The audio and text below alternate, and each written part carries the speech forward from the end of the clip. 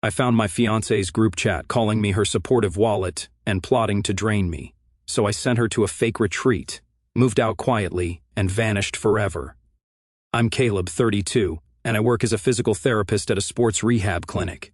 It's nothing fancy, but I make decent money and have good benefits. I've always been the responsible type. My condo, decent savings, no crazy debt.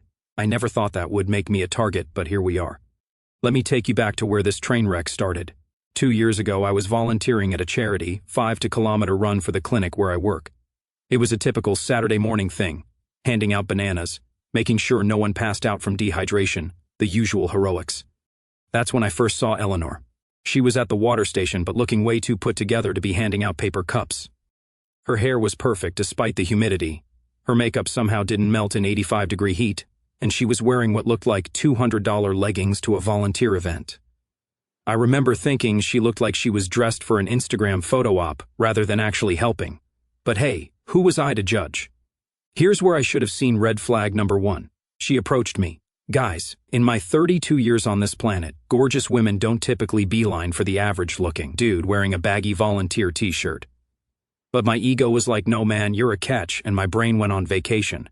Are you going to the after party? She asked with a smile that honestly made me forget my own name for a second. I mumbled something about maybe stopping by and somehow ended up spending the entire evening with her at a bar, watching her laugh at my painfully unfunny jokes and touching my arm every 2.5 minutes. Yes, I started counting after the 4th time because I couldn't believe it was happening. She told me she was 29 and transitioning careers from hospitality management to something called personal brand consulting. I nodded like I understood what that meant. Turns out, it meant nothing. Absolutely nothing. Our first date was coffee that somehow morphed into dinner and then drinks, and I didn't even notice 7 hours had passed.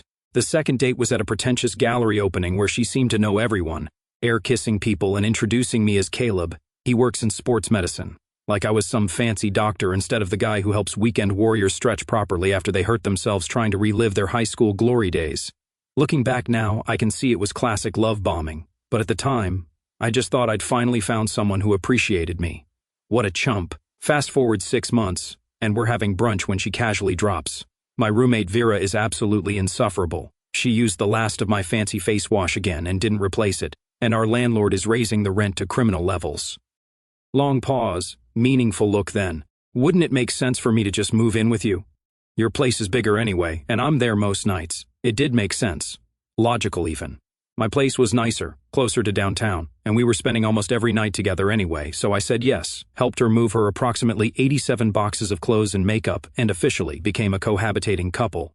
That's when the money stuff started, but it was so gradual I barely noticed, like how a frog doesn't jump out of water if you heat it slowly, or whatever that saying is. First, it was rent day, and, oh, I'm between clients right now. Can I get you next month? Then it was, my car needs a new transmission, it's such bad timing with me starting my new business. Then, this certification course costs more than they advertised. But it's an investment in our future. Always something, always temporary, always with a promise to pay me back once things stabilized. Her business was always about to take off. The big client was always just around the corner. The collab was always going to happen next month. I'm not stupid, at least I didn't think I was. I have a master's degree. I can explain complex musculoskeletal issues to patients. I can do my own taxes. But somehow I couldn't see what was happening right in front of me. I told myself relationships have ups and downs. Sometimes one person carries more financial weight while the other is getting established. I was investing in us, and Eleanor was always so appreciative, making elaborate thank you dinners or surprising me with concert tickets to see bands I'd mentioned once. I later realized I was actually paying for all this through our joint expenses. She was essentially giving me gifts with my own money. Galaxy brain move. After a year together, I proposed. Got down on one knee at a fancy restaurant where appetizers cost more than an entire meal should. I had the ring in my pocket all night, almost lost it twice, sweated through my nice shirt, and finally managed to ask without tripping over my words too badly. She cried, posted like 20 stories about it within the hour, and changed her profile picture to her hand with the ring while we were still having dessert.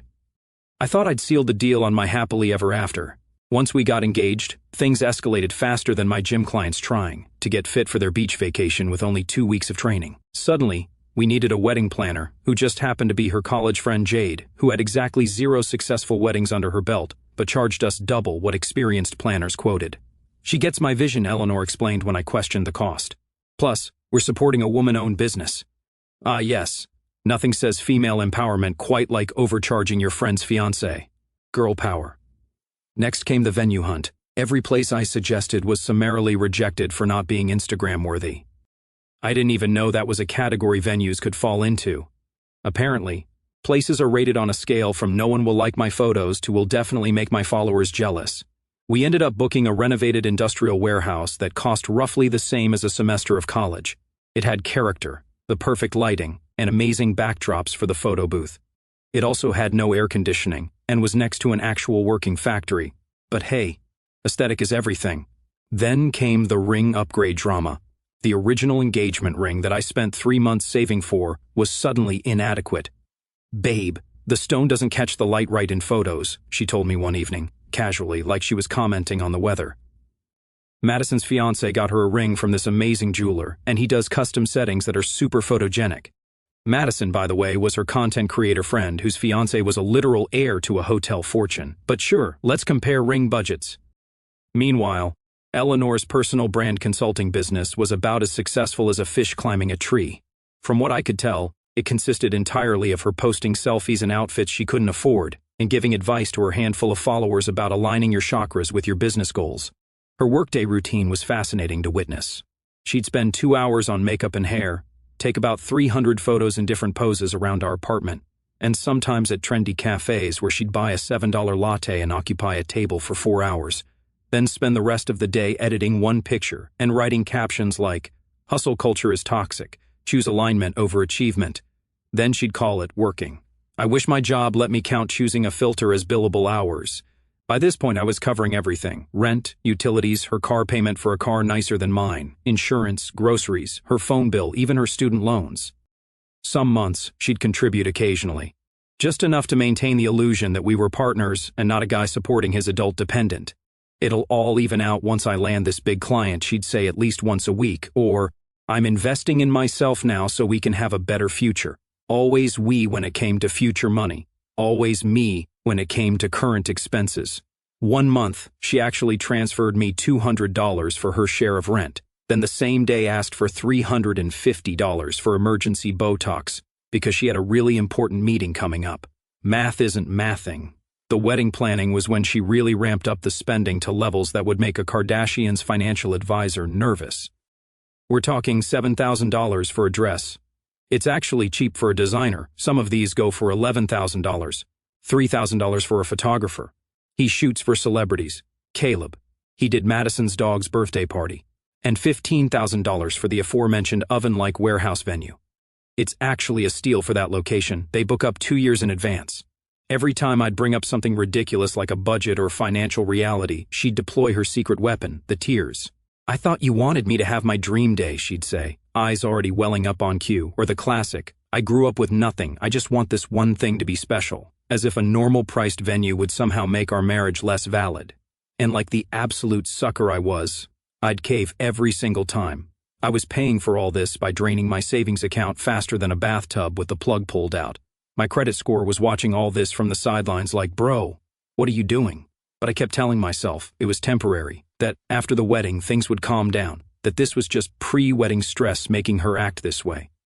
By the time we were 6 months from the wedding date, I had exactly $842 in savings, down from nearly $30,000 when we met, and credit card debt that made my stomach hurt when I thought about it.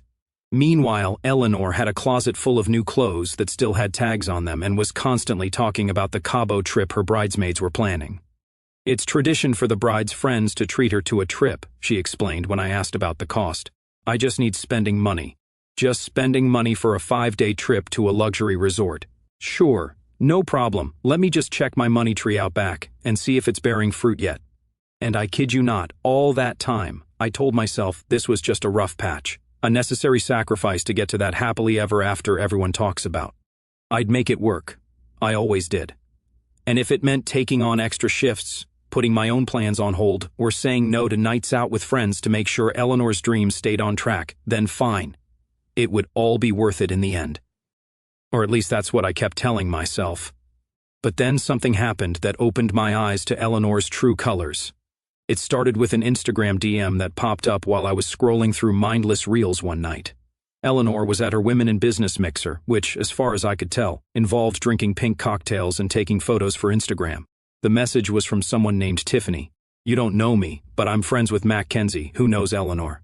I think you should know what she says about you behind your back." My first thought was classic internet drama.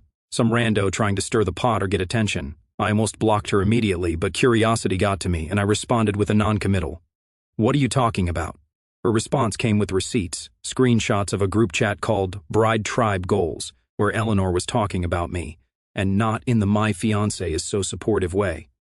Oh no, right there in pixelated glory was a message from my beloved. Caleb is basically my emotionally supportive wallet at this point. Lol. My stomach twisted. That's what my fiancée, the woman I was planning to spend my life with, called me, a wallet, with a laughing emoji. Like it was hilarious that I was working extra shifts at the clinic to pay for her dream wedding while she was doing whatever it is she did all day. I stared at that screenshot for what felt like hours, my brain refusing to process what I was seeing. Maybe it was photoshopped. Maybe someone was setting her up. Maybe there was context I was missing. Tiffany must have sensed my disbelief because she followed up. "There's more. A lot more. She talks about you like this all the time in the group." I didn't want to believe it, so I decided to do some digging myself. The next morning, while Eleanor was taking her customary 45-minute shower, our water bill was astronomical. I grabbed her iPad from the nightstand. She always left it unlocked because, in her words, passwords are too hard to remember. I opened messages, and there it was. The Bride Tribe Goals group chat with Mackenzie, Jade, and a couple of other women I'd met briefly at various engagement celebrations. What I found was like watching a masterclass in manipulation.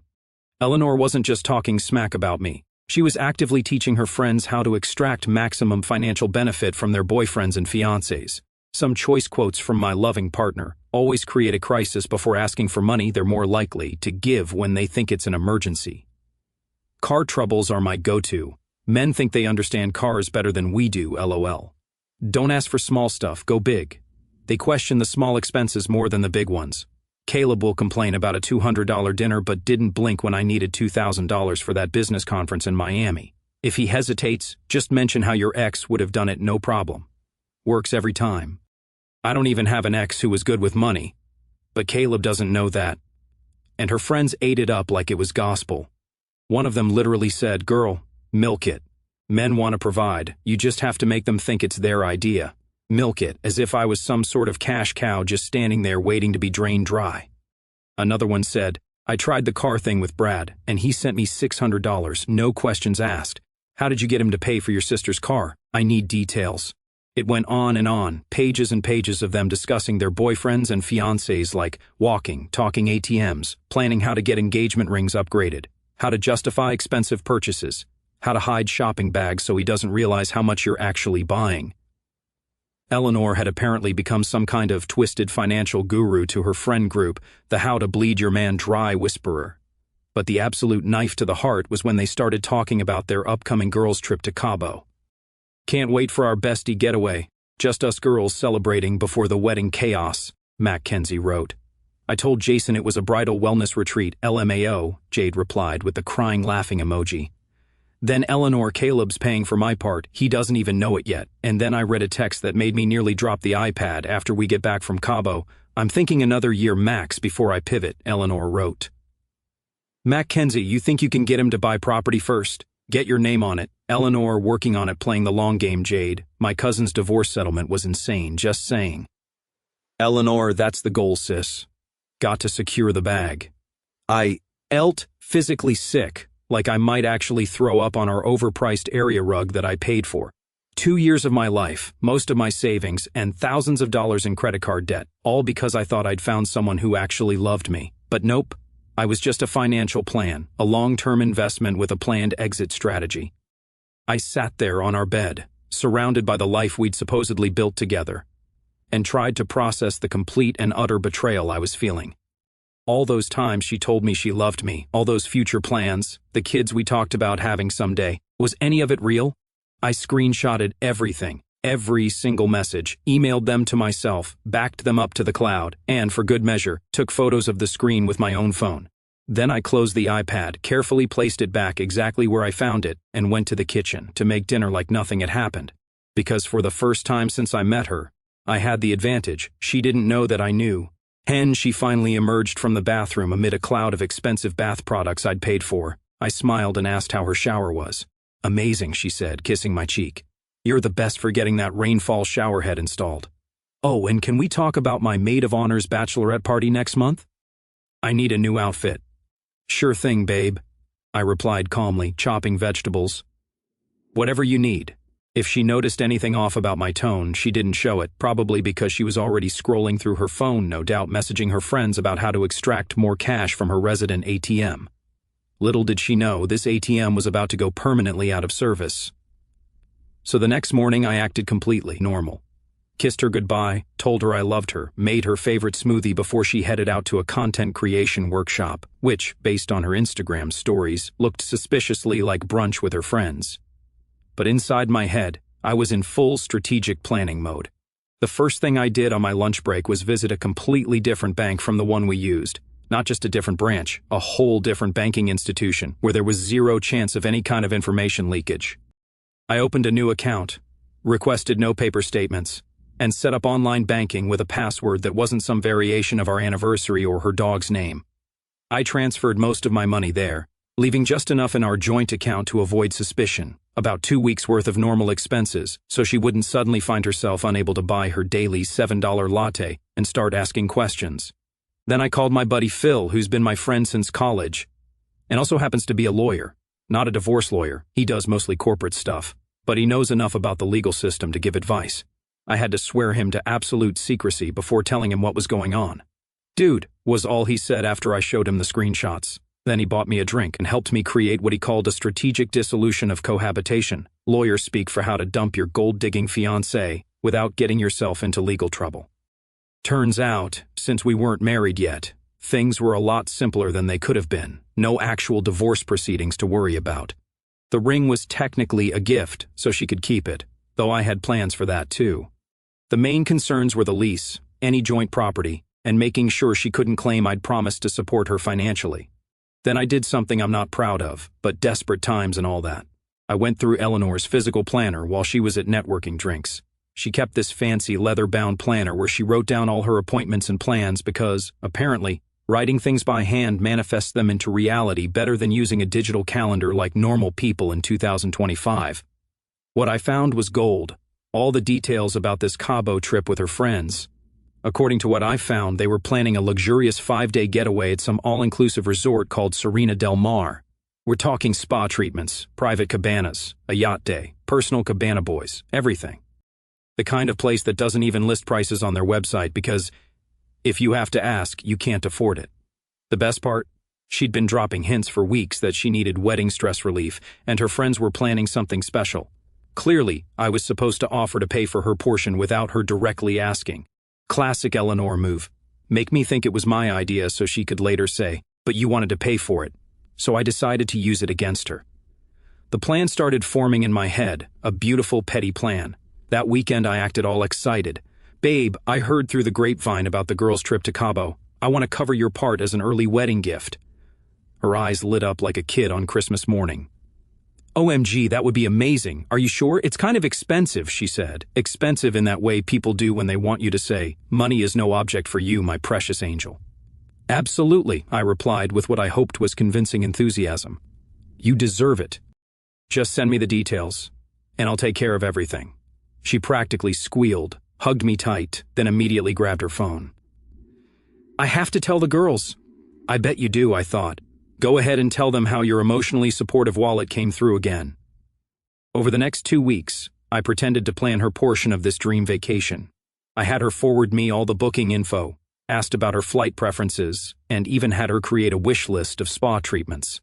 I was playing the role of devoted fiancé while secretly executing my real plan. I called my landlord, I owned my condo, and explained I had a family member who needed a place to stay for a few months. I got permission to sublet to my cousin Devin. I started slowly moving my most important stuff to a storage unit when Eleanor was at her personal training sessions. I was careful to only take things she wouldn't immediately notice, the spare PlayStation in the closet, winter clothes, it was summer, important documents, family heirlooms, and my prized collection of sports memorabilia. She never went into my spaces anyway. My desk drawers, my side of the closet, or the storage cabinets were all beneath her notice unless she needed something. Meanwhile, I documented everything I'd paid for since she moved in, every bill, every emergency, every loan, every time she promised to pay me back next month. It added up to over $47,000 in 18 months, not including the engagement ring or wedding deposits. I made copies of all her messages about me being her wallet and her plans to pivot after the wedding. Then came the most satisfying part of the plan. I made some adjustments to her travel booking, not canceling it, just modifying it a bit. I did extensive research and found a wellness retreat about 3 hours away from Cabo proper called Spirit Canyon. Their website was full of words like transformative, mindful, and digital detox. The photos showed smiling people in loose-fitting clothes doing yoga at dawn and eating what appeared to be bowls of grass. Instead of the luxury all-inclusive resort with her friends, I booked her at this place. No Wi-Fi, shared rooms with strangers, 5 a.m. meditation sessions, mandatory digital detox, aka no phones, and a strict no alcohol policy. Their daily schedule included mindful silence periods, LOL, and group emotional processing sessions. The cherry on top? It was actually more expensive than her portion of the resort would have been, and paid in full, non-refundable.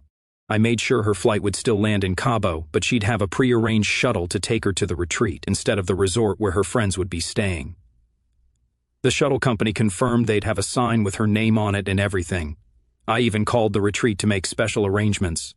My fiancé is having serious pre-wedding anxiety and phone addiction issues, I told them in my most concerned voice. She might try to leave early or be resistant to the program at first. It's really important she completes the full experience. The wellness coordinator assured me they were used to resistant participants and had a strict no refunded policy for those who left early. Perfect. Lastly, I compiled everything, the chat screenshots, the expense records, the evidence of her manipulation, into slides I titled From Your Emotionally Supportive Wallet, saved it to a flash drive, and printed a hard copy. I planned to leave it for her to find after she'd already left for the trip. Timing was everything. The trap was set. All I had to do now was wait for her to walk right into it.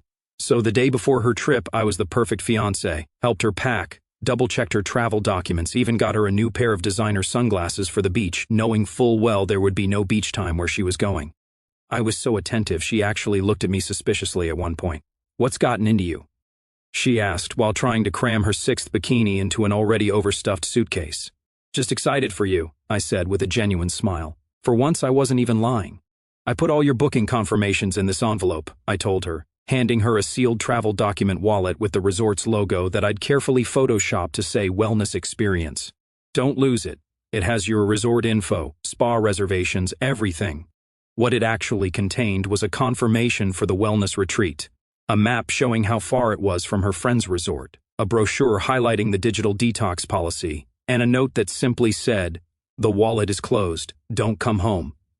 I'd also included a printed screenshot of her emotionally supportive wallet message, just so there'd be no confusion about why this was happening. "I won't peek until I get there," she said, stuffing the envelope in her carry-on without even looking at it. "I want to be surprised by all the amazing things you've planned." "Oh, you'll be surprised, all right." That night, she stayed up late doing a farewell dinner with her bridesmaids. When she came home tipsy and handsy, talking about how she was going to miss me so much, I almost felt bad. Then I remembered her planning her pivot away from me, and suddenly found it very easy to smile and play along. The morning of her flight, I drove her to the airport, carried her bags, and kissed her goodbye at security. "Have the best time, babe," I said. "You deserve it." "I love you so much," she replied.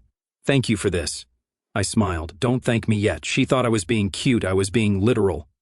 I watched her disappear through security, then went straight to my car and called my buddy Phil. "She's in the air in an hour," I said. "Operation Freedom is a go." Look, I know that's super cheesy, but Phil insisted we needed a mission name, and I was too tired to argue. I had about 5 days before she'd be back, and I needed to be long gone by then. Once I was sure her flight had taken off, I tracked it on an app. I went home and got to work. First, I changed the locks, cleared with my landlord first. Then I systematically packed up all her stuff into boxes, clothes, makeup, shoes, jewelry, all of it. I wasn't trying to steal anything, just making a clean break. I carefully labeled everything and arranged for it all to be moved to a storage unit I'd rented in her name. I left the receipt and key with the building manager, along with a note explaining she could access it when she got back. On top of one of the boxes containing her personal items, I left the engagement ring, nestled in its original box. I wrote a note that said, "I was going to be your husband, not your investor. Good luck finding your next wallet." With her stuff taken care of, I focused on my own exit. My cousin Devin moved in temporarily to watch the place and make sure Eleanor didn't somehow break in and trash it when she got back. I relocated to an Airbnb across town that I'd booked under Phil's name, just in case she somehow tracked down my credit card statements. Then I went completely dark, changed my number, deactivated all social media, told my work I needed personal time off due to a family emergency, basically disappeared. According to the plan I'd set up with Phil, Eleanor wouldn't be able to access our apartment when she got back. Her key wouldn't work, and the doorman had instructions not to let her in. All her stuff would be in the storage unit I'd paid for 1 month in advance. She'd get the key and access info from the building manager. I'd also left a formal letter breaking off the engagement, just to make it officially clear we were done. Phil said this was important from a legal standpoint, in case she tried to claim I'd abandoned her or something. The last thing I did before going off-grid was set up an email autoresponder that simply said, "I'm no longer available as an emotionally supportive wallet. All transactions have been permanently declined." Then I settled in at the Airbnb with some takeout and waited for the fireworks to begin. I wasn't interested in watching her meltdown in real time, but I had asked Tiffany, the one who tipped me off initially, to let me know when the chaos started. She seemed to genuinely feel bad about Eleanor's behavior, and had agreed to be my eyes and ears. I knew exactly when Eleanor would land in Cabo. I knew approximately when she'd get the shuttle. I even knew roughly when she'd arrive at Spirit Canyon and discover she wasn't joining her friends at the beach resort. What I couldn't predict was just how spectacularly everything would unravel. The first text from Tiffany came about 4 hours after Eleanor's plane landed. "It's happening." She just called Matt Kenzie, freaking out about being at the wrong place. I smiled and turned off my phone. The satisfaction I felt was almost worth every penny she'd scammed out of me. Clean break, no confrontation, no drama from my end, just gone. The rest of the day was weirdly peaceful. For the first time in what felt like forever, I wasn't stressing about bills or watching my savings drain away while Eleanor spent like we were Kardashians.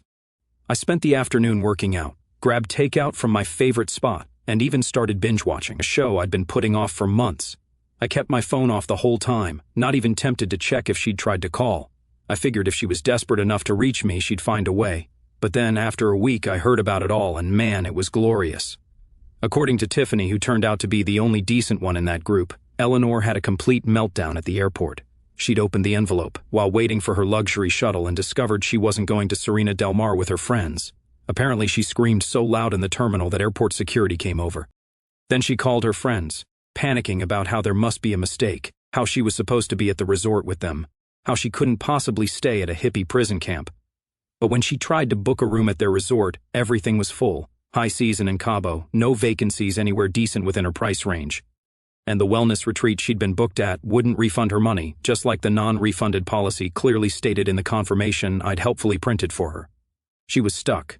Either forfeit the whole trip and fly home early or suck it up and do the retreat.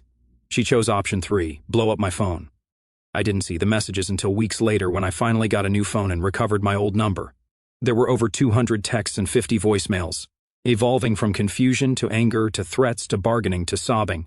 There must be some mistake with my booking. Answer your phone right now. WTF is this place you sent me to? I'm calling my dad, he's going to sue you. Please, Caleb. I'm sorry. Whatever I did, I'm sorry. How could you do this to me? The people here don't even have conditioner. That last one still makes me laugh. Of all the complaints, that's what got to her. Then, after the first day, when she apparently figured out why this happened, the tone completely changed. Caleb, you're blowing this way out of proportion. Those messages were jokes. Everyone talks like that with their girlfriends. It doesn't mean anything. The wallet thing was just girl humor you wouldn't understand. We were all just playing around, none of us meant that stuff. Classic gaslighting 101. Suddenly, I'm the unreasonable one for being upset about my fiancée literally planning how to drain my bank account and leave me. Yeah, hilarious girl humor. I must have missed the punchline while I was working overtime to pay for her lifestyle. Then she tried calling my parents, my work, my friends. Nobody knew where I was, and the ones who did weren't telling. Phil had briefed everyone who needed to know with just enough information to make them firmly on my side. Meanwhile, I was staying at my Airbnb, starting over. I'd taken a 2-week leave from work, using some of my saved vacation time to decompress and process everything. I bought some new clothes, got a haircut, started working out daily at a gym across town, and generally focused on rebuilding myself. From what I heard through Phil, who heard from the building manager, Eleanor eventually returned from her retreat to find herself locked out of my condo. When she finally got her stuff from storage and saw all the evidence I'd left, she completely lost it. Screamed so loud in the storage facility that management called security. The best part? According to Tiffany, Spirit Canyon actually wouldn't let Eleanor leave early. When she tried to check out after the first night, they reminded her of their strict 5-day minimum policy and the non-refunded payment. They also refused to give her phone back until the digital detox period was complete, as per the special instructions from her caring fiancé. So she was stuck there for the full 5 days, doing sunrise yoga and emotional processing circles while her friends were posting bikini pics from the beach resort. When she finally got her phone back and saw my email autoresponder about the wallet being closed, she apparently threw her phone into a cactus. I'm not sure if that's literally true or Tiffany's embellishment, but I choose to believe it because it makes me happy. Eleanor tried to salvage her reputation by posting some BS on Instagram about escaping a controlling relationship and how her spiritual journey in Mexico opened her eyes, posting a bunch of stolen photos from the retreat's website like she'd actually participated instead of spending the whole time trying to get a signal to call me. But the truth had a way of coming out. Somehow her friends found out about all her manipulation tactics and the things she'd said about them in private messages. Apparently, I wasn't the only one who got screenshots. The bride tribe imploded spectacularly. Mackenzie and Jade dropped her completely when they discovered what she'd been saying about them behind their backs.